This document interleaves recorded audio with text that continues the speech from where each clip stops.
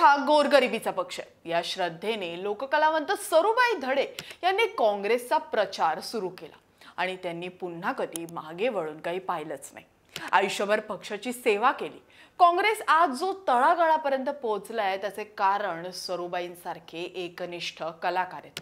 त्यांनी गाण्यांच्या माध्यमातून पक्षाची ध्येय धोरणे तळागाळापर्यंत पोहोचवले। ज्या काळात आजच्या सारखा सोशल मीडिया नव्हता, लाखो करोडोंची उलाढाल करणाऱ्या PR कंपन्या नव्हत्या, पुढाऱ्यांच्या सभांना देखील काहीच लोक उपस्थित राहू शकत असायचे, अशा प्रतिकूल काळात सरूबाई काँग्रेस पक्षासाठी लोकमाध्यम बनवून काम करत होत्या।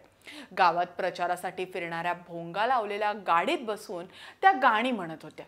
गावात शेतात वाडी वस्तीवर फिरून महिलांचा पक्षाला पाठिंबा मिळवून देत होत्या। त्यांना जनतेने डोक्यावर घेतलं होतं। पुढाऱ्यांच्या भाषणाला एकदा टाळ्या वाजायच्या, पण सरूबाईंनी गाणी सुरू केल्यापासून त्या टाळ्या शेवटपर्यंत वाजतच राहायच्या। बहिणी बंधू राया पडते मी पाया, काय मागू मागणी, काय मागू मागणी, हाताला मत द्या सार जन, काय मागू मागन, हाताला मत द्या सारी जन। त्या प्रचार करायच्या, काँग्रेस नेत्यांना गुलाल आपलाच आहे म्हणून धीर द्यायच्या। दिवंगत पतंगराव कदम यांच्या अनेक निवडणुकांचा प्रचार त्यांनी स्वतः केलाय। साहेबांच्या अंगावर प्रत्येक वेळी पडलेल्या गुलालात त्यांचा खारीचा वाटा असायचा। भोळी माझी भक्ती साहेब, भोळा माझा भाव, भोळी माझी भक्ती साहेब, भोळा माझा भाव, आणि दयाळू पतंगराव माझा मयाळू पतंगराव, दयाळू पतंगराव माझा मयाळू पतंगराव। लोकांनी विरोध पार्टीची लोक सुद्धा इकडे मतदान करायला येणार।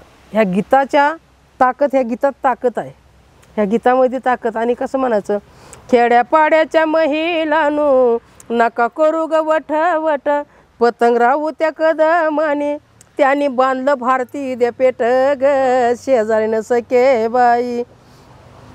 खेड्यापाड्याच्या महिलांनो नका करू ग तुम्ही चाळा, त्याचं खाऊन त्याला मत देऊ नका, नका करू ग तुम्ही चाळा, पतंगराव त्या कदमाने त्यांनी बांधिल्या कन्या शाळा ग, शेजारीनं सखे बाई। खेड्यापाड्याच्या महिलांनो नका करू ग गाही गाही, पतंगराव त्या कदमाने आपल्या लाडक्या साळूसाठी त्यांनी एसटीची केली सुई ग, शेजारीनं सखे बाई। पतंगराव ती कदम आम्ही मानतो सोन्याची खान, त्यांच्या या आशीर्वादानं आम्हा वाटती समाधान ग, शेजारीनं सखे बाई। अशी गाणी स्वतः रचायचे म्हणायचे।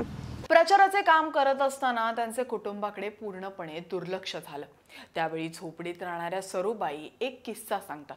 माझ्या प्रचाराच्या कामामुळे मी माझ्या कुटुंबावर फार मोठा अन्याय केलाय। एक वेळेला घरात काही नसायचं, माझ्या घरात जेवण नव्हतं, मी बाहेर होती, घरात पोरांना भूक लागली होती। बुटीतील वांगी पोरांनी कापली आणि वांग्याच्या फोडी चटणीत बुडवून खाल्ल्या। त्या सांगतात की गरिबी हटाव हे काँग्रेस पक्षाचे ध्येय, याचा प्रचार मी गावागावात केला, पण आजही माझ्या कुटुंबाची गरिबी काही हटलेली नाहीये। मला आज या पृथ्वीवर 1 इंच देखील जमीन नाहीये, मला राहायला घर नाहीये। असे असतानाही मी पक्षाशी आजही गद्दारी केलेली नाहीये। मी आजही काँग्रेस पक्षाची निष्ठावंत कार्यकर्ती आहे आणि मरेपर्यंत राहीन। काळाच्या ओघात माध्यमं बदलली, सोशल मीडिया आला, सोशल मीडियावर ट्रोलिंग हे प्रचाराचे तंत्र आले, IT सेल स्थापन झाले, वॉर रूम तयार झाल्या, पण या सगळ्यात झगमगत्या दोन्ही ज्यांनी पक्षासाठी आपलं आयुष्य उद्ध्वस्त केलं, त्या सरूबाईंसारख्या कलाकाराच्या आयुष्यात मात्र कायमचा काळोख आला। त्यांना दिवंगत पतंगराव कदम यांनी घराचे आश्वासन दिले होते। अनेक वर्षे त्यांनी त्यासाठी कदम घराचे उंबरठे झिजवले, पण अद्याप त्यांचे घर उभं राहिलेलं नाहीये। राज्यमंत्री विश्वजित कदम यांनी त्यांना थोडीफार आर्थिक मदत केली, पण त्यामध्ये खर काही उभं राहू शकलं नाहीये। सरूबाई आता थकल्यात, त्यांना चालणे देखील होत नाहीये, पण या वयातही त्यांना त्यांच्या स्वतःच्या घराची आशा आहे। त्या त्यांच्याच गाण्यातून म्हणतात, तुमच्या प्रचारात राबूने माझी गेली हयात, नका हे टाळणी करू आता माझ्या उतार वयात, नका हे टाळणी करू आता माझ्या म्हातारपणात। जवानीत होते तेव्हाही आता मी म्हातारे झाले तरी बी मला ढकलते ती. सरूबाई यांनी त्यांचे पूर्ण आयुष्य काँग्रेससाठी खर्ची घातले, पण पक्षाने त्यांचा आजवर विचार केलेला नाहीये.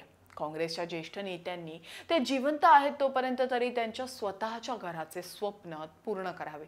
कलाकाराच्या जिवंतपणी त्याची उपेक्षा होणं हा पायंडा पडलाय. त्याच्या मरणानंतर त्याच्या साहित्याचं गुणगान होतं आणि जिवंतपणी त्याची अवहेलना केली जाते.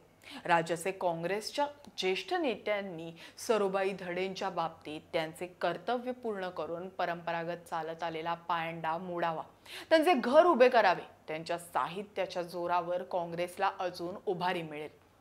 तर तुम्हाला याबद्दल काय वाटतं आम्हाला कमेंट करून नक्की कळवा. आणि अजूनही तुम्ही मॅक्स महाराष्ट्राचं चॅनल सबस्क्राईब केलं नसेल तर लगेचच करा.